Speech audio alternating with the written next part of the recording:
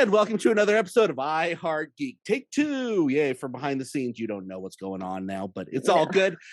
It is interview season. So, and Satomi's awesome, and she brings us in the coolest people in the world. I'm Dub, and Satomi is going to introduce our latest interview, who's like famous and stuff. Well, I really do bring in the best people. I'm not gonna lie. I have some pretty awesome friends. And today we are so lucky to have in our virtual studio my dear friend and now Emmy award-winning producer. I cannot get tired of saying that. Fireworks. Julie Sisson. Yay! Welcome. Thank you for having me, Dub and Satomi. So can I ask this question? And Satomi's gonna do most of the talking today, but I have to ask this right off the bat. You won a freaking Emmy. What is that like? So it's awesome. It was very like it was a little crazy because of COVID. It's all like virtual. So I won a daytime Emmy for best travel nature program, and it was a Netflix show called Tiny Creatures. And so we watched it on like my Roku TV behind me. Roku. Nice. I'll take a new TV if you want.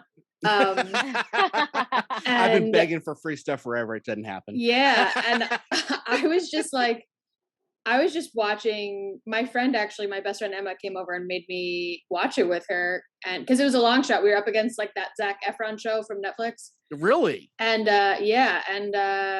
we won. And then we proceeded to drink all the alcohol in my apartment.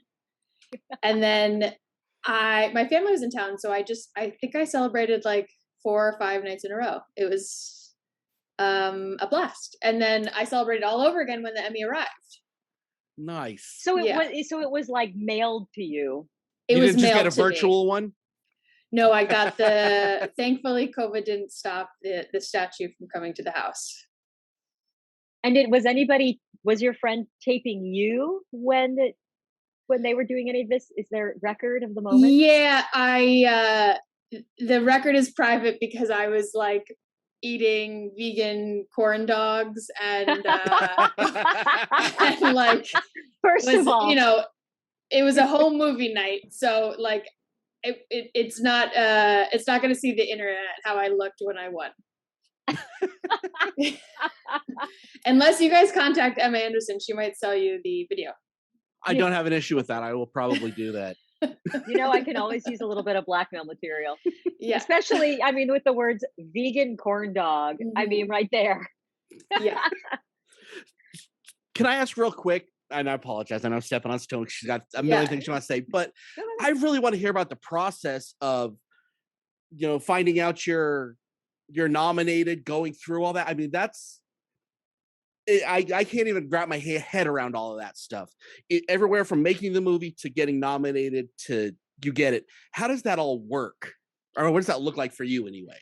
Yeah. So in this case, I was actually, I produced a film for history called Tulsa Burning, and that we were all like on the lookout for like the Emmys. Everyone was aware when they were going to be broadcast. And we ended up getting 3 Emmy nominations for that. This Tiny Creatures one, we didn't forget about it, but like it aired over a year ago. Last summer it premiered, and Netflix informed my boss that it was nominated, and it was just like it kind of felt out of nowhere, like super huge, awesome surprise. And then so you had already had that in the can when you were working with Tulsa Burning. So they both, just the way like the daytime and the primetime nominations come out, they both came out within like 2 weeks of each other. And then the daytime Emmys just happened like right away. And so it was like everyone was like very pleasantly surprised that we were nominated, and then when we won, it was like like, what? So they've been lying this whole time. It's not an honor just being nominated. It is the winning into that. That's the thing. You know what? It's so much better winning. Everyone, just go out there and win, kids. Don't get nominated. Just playing doesn't matter. Second place is no place. Sorry. Did you actually get contacted to find out, or are you like everybody else where you sit and you just wait to see the list? Yeah, in this case, I just found out because my boss told me when Netflix informed him. But for Tulsa, I was like refreshing, and then I let everyone know on my team know that it had, like, that got nominated for best score, best sound editing, and best writing.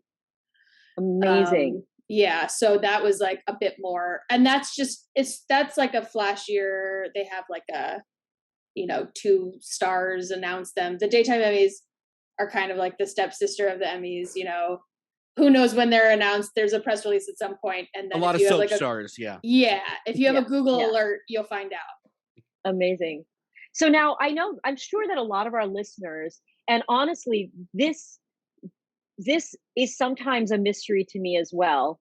And I think we've talked about this before. So, there are a ton of different kinds of producers in the entertainment industry. Tell us about the kind of producer that you are, and can you give us sort of a rundown of what that job is, and maybe how it's a little bit different than some of the other producing positions? Yeah, that's a great question. Dub, you should have her on all the time. I do. Trust me, whenever I can get her, she's on. So basically, my role as a producer is I am like the liaison between the director and the money people. And so the director is like, here are all the things I want to do. And I go, okay, well, money person, in this case, it was a lady, money lady. The line producer tells me like what we can afford. And so I tell the director what we can do. And it's usually like, we can do whatever the director wants. It's just making things work, like taking a little from here to make what they need happen.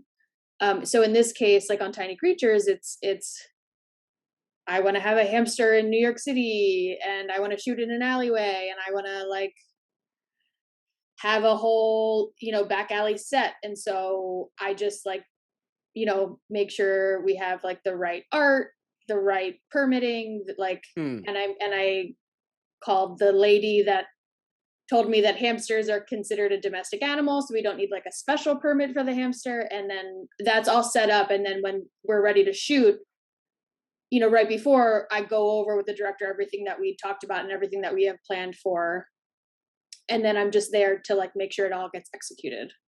So you're on set when all of this is happening? Yes. And would you say that you're also kind of a problem solver? Like you're sort of there with the director to bat thing.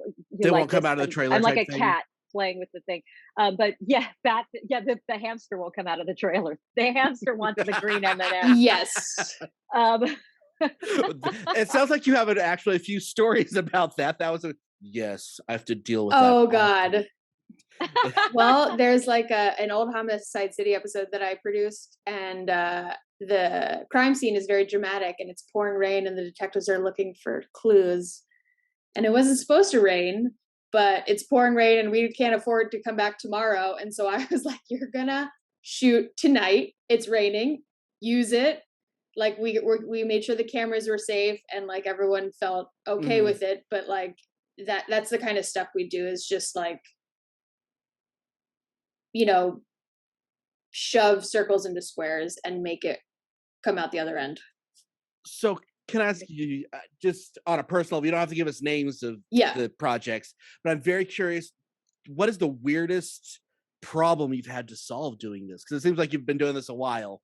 So I'm kind of curious, what is the most bizarre problem, or a few problems you've had to solve that is like, So I'll tell you, I filmed a show called The Legendary Carter Andrews for National Geographic. And we needed to take a float plane from Iquitos, Brazil to the Amazon. And the only place that would get us that kind of float plane like safely, that could like use our like take our insurance, because we can't like just go get a random one.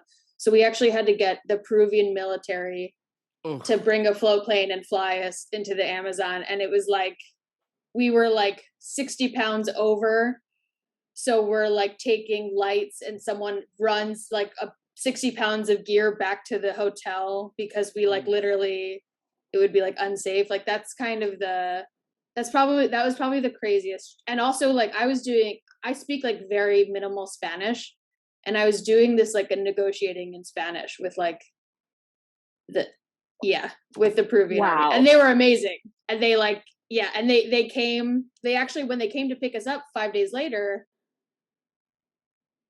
they were on the walkie for a while, and I was looking at everyone and I was like, oh my God, there's a problem with this plane. And the pilots that they sent looked to be about 17 years old.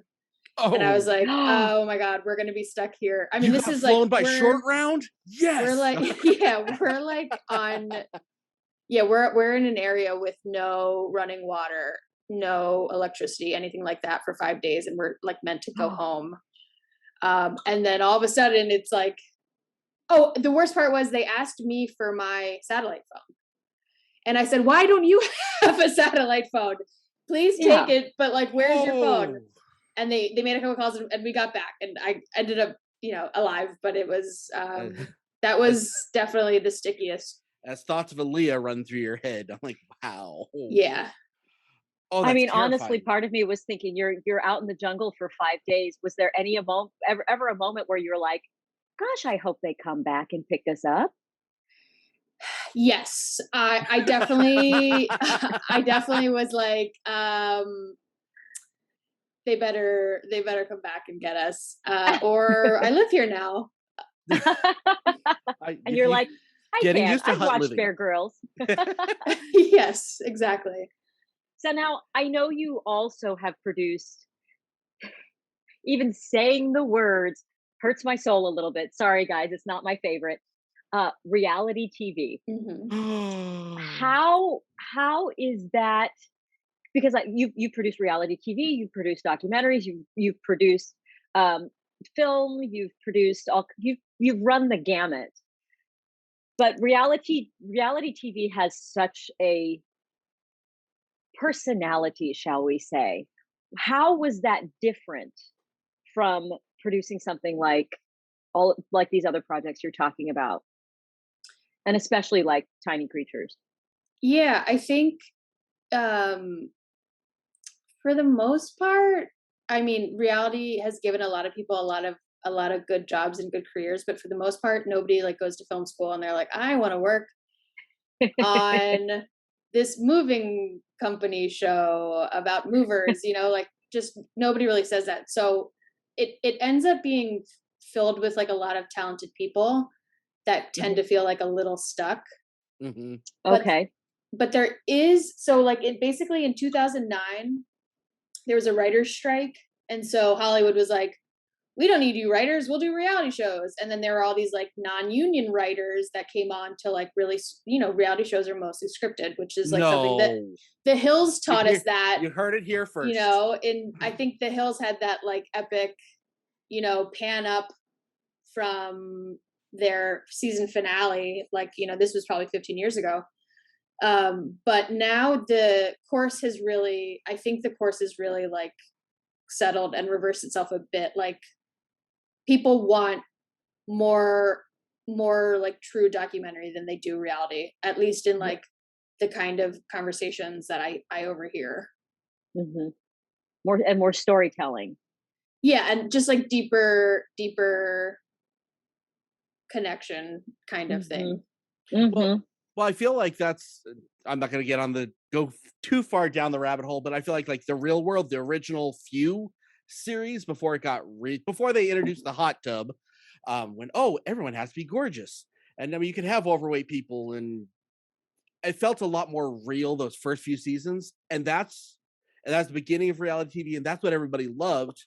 And then said, hey, let's get more of this, and then it started getting scripted, and then I feel like my generation was like, no judgment on you producing it. Yeah, no, it's a job. I don't feel judged at all. Yeah, it's. I mean, it's like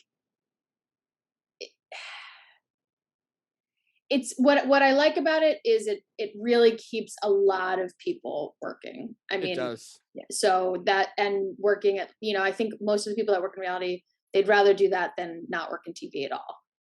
Yeah. Yeah. And So now, since you have worked in reality, which has a lot of personalities, and you've worked in so many other genres, you gave us like the craziest story. How about, do you have a diva or divo story where you had an actor or a participant or maybe like a cricket that was just not going to behave? Yeah. And don't talk again, you about don't give me. us names except for Yeah, Sisson. no, We know totally. she's terrible, but hey. Yeah, totally. Yeah. So hard to work with. We just So want a little dirt, that's all. totally. I mean, I worked on a show a couple years ago, and one of the participants was kicked off it was a show where you get like winner takes all, winner gets, money at the end. And someone was kicked off, and she said, I moved out of my apartment to come here. I don't have anywhere to go. And she was having like a meltdown in the room she was staying in. And so I was not the boss at the time. I was like a coordinator. And my, my lovely boss, who was a man, was like, I don't know how to help her. So I just like sat with this woman for like hours and hours. I took her out to dinner, and I just had to like explain to her that this was just, a silly show, and that she can get back to her real life. And that was kind of like, that was definitely one of the harder. I had a lot of experiences working with like talent where it's just like, you kind of become a little bit of a therapist. And that was probably my hardest, like, I don't want to call her a diva, but it was definitely like, I had to like, make sure she was okay for like a couple days. And like, we extended her time in the house that we had everyone in, so that like she didn't feel like she was being like abandoned. But I definitely had to like, it's like, you got to strap your boots back on and get out there and get a job. Yeah. Now, one question I want to ask you. I mean, when people find out what it is that you do, how bombarded do you get with people having ideas that they want to throw at you? My brother. Wow. Oh my God. Wow. I just hit a nerve on that one. My brothers are like, my brother and sister-in-law, they were like, we have this great idea. There's these young people in Cape Cod, these baseball players who are all like hot, and they go to the bar and they're great, and it'd be a great show. And I was like, okay, what do you want me to do with that? I was like, go back to Cape Cod and get them to commit to you, to like, tell them your idea, and like get someone who says they'd want to work with you and do a show, and then come back. And then fast forward like 4 years later, they're making a reality show about Cape Cod baseball team. And my brother is like, that was our meal ticket. And I was like, no, that wasn't our meal ticket. You can't do 2% of the work and expect to like make a show out of it. It's like constant. The family love them. They're not TV people, and they think that they are. Well, even on like a really small scale, I mean, even with this show, I have people that like, you should do a show on this. I'm like, no, we're good. And we get it. I get it a lot. I mean, and I appreciate everyone's ideas, but it's like, I hate saying no. That's it. Oh, and now you're on such a bigger scale. It's like, whew, that's got to be tough. It's I think it's similar. It's just like people hear that like you have the ability to like do something, and so they want like, it's a lot of people just want a shortcut. They don't know it's a shortcut, but like it happens all the time because they don't know what goes into creating something like a TV show. And ideas don't matter. Like what matters is like property, and like having like something concrete that you have access to that nobody else does. That's what matters in like developing these kinds of things. So what if like one of our listeners has an idea? When you say something concrete, what it would be their next step? Tell Dub. No, don't tell me. I don't care. I love y'all, but no.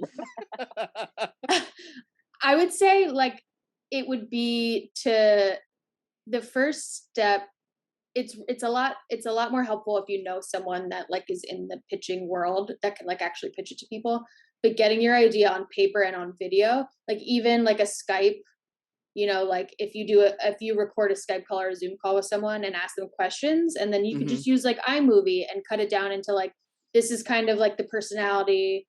That's much more for docu style stuff. Like what is this personality? How do they look on screen?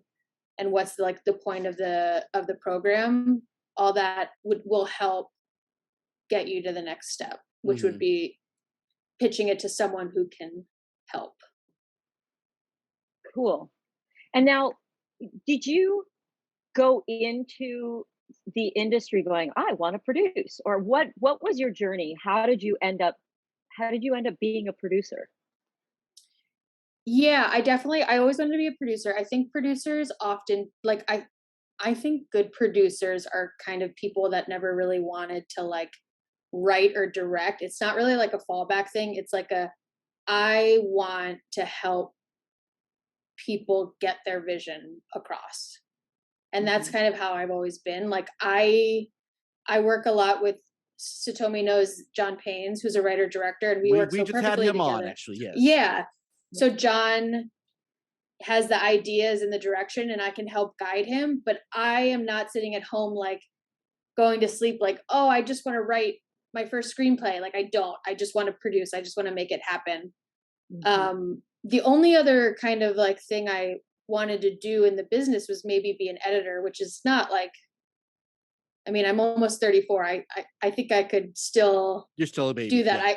Yeah. I've got Avid on my computer, and I've been teaching myself. But yeah, other than that, just producing.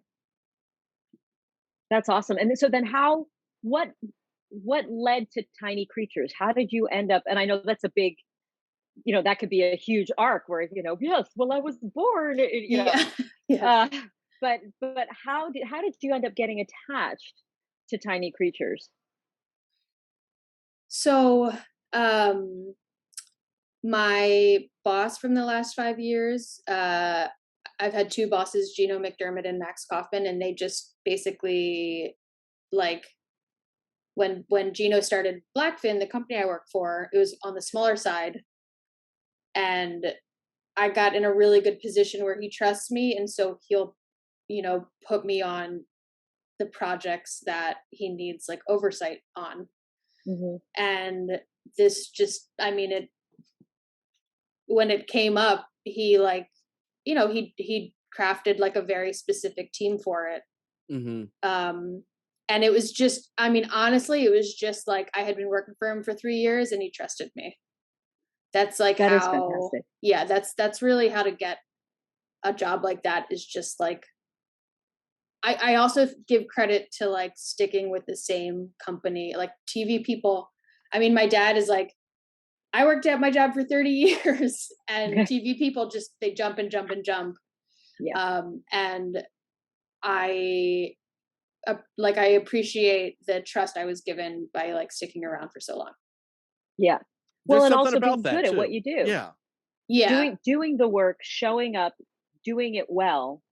Having worked with you as an actor on multiple projects, I was always impressed about, and this is for those of you who are interested in going into the industry, but you were always there. You were always there early. You were always getting things done and making sure that we ran a tight ship and that things were going as close to as planned as possible. And just being flipping great at your job. So it's, thank you, Satomi. It shows. Sorry, not to be like You're totally fangirling. It's cute. I'm fangirling. I'm a big on our fan. first film together in like 2014, we had no money. I mean, John paid everything out of pocket, and we were all broke. And so I just cooked everyone's meal for them every day. I just cooked lunch for everybody every day because we were filming in his apartment, and I was like, we cannot afford financial district sandwiches for lunch. We can't. So, that's just like, the kind of. And you're a great cook. I'm a good cook. It was delicious. She is a good cook. So now we are iHeart Geek, and thank you for letting us geek out on you so hard. My question for you is, what are your geekdoms? What are the things that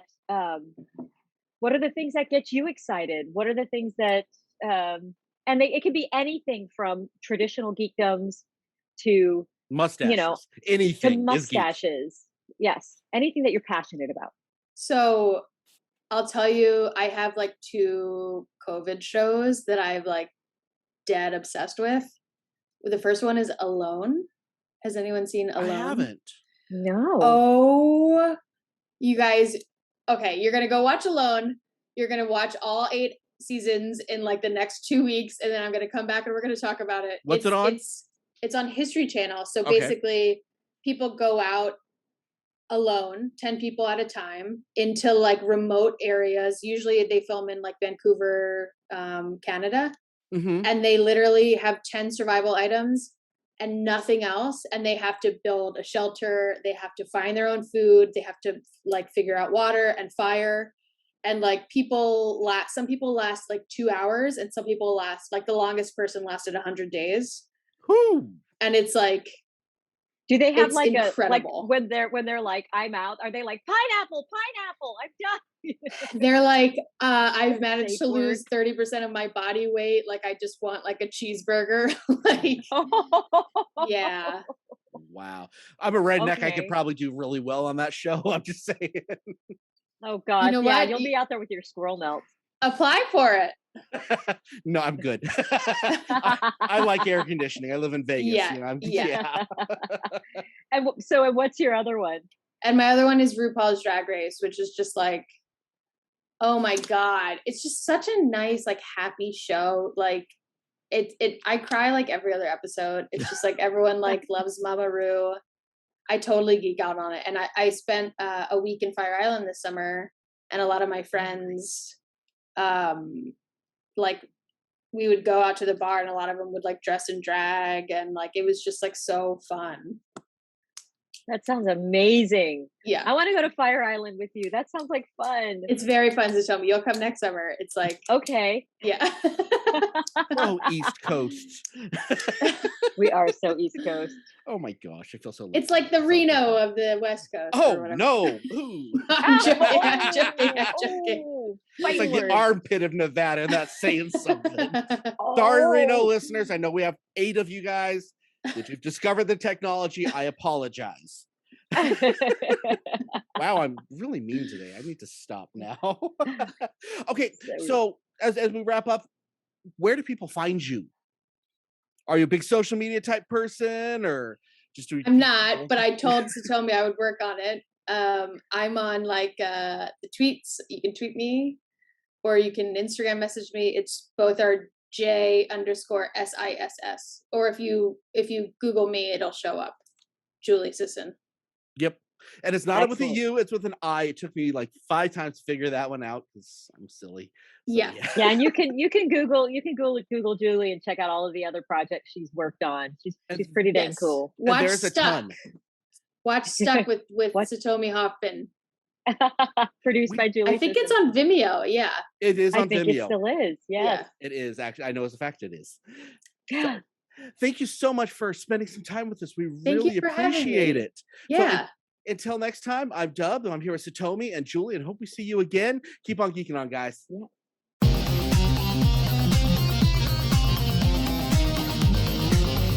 You have been listening to the latest episode of the iHeart Geek Show. Make sure you visit our website at www.iheartgeekshow.com. Make sure to follow us on Instagram, Twitter, and Facebook. And if you check us out on YouTube, make sure to like, comment, and subscribe. And keep on geeking on to all of you geek rock stars.